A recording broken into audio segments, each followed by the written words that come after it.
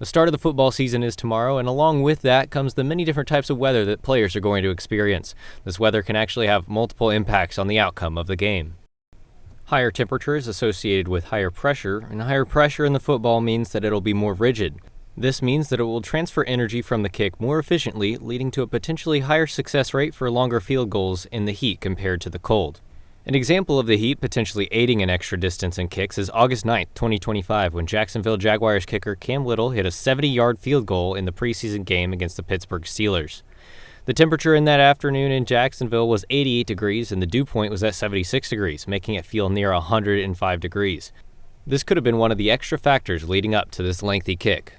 Unfortunately, this heat can have negative effects as well, especially if higher humidity is involved. Our bodies sweat when we begin to overheat, and that sweat evaporates, which cools us down.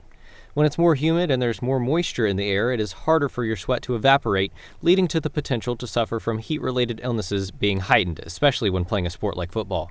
But luckily, it looks like we have a pretty good forecast on our hands. Temperatures are going to be starting off in the upper 70s by kickoff, and then by the time we get to the evening hours throughout the game, going to be dropping down into the low 70s, and humidity is going to be staying on the lower end as well. Those dew points starting off in the mid 50s, and then by the time we get to kickoff and further off into the game, they're going to be dropping down into the upper 40s, so we won't really have to worry about those players cooling off too much. For the ABC 17 Storm Track Weather Insider, I'm Sawyer Jackson.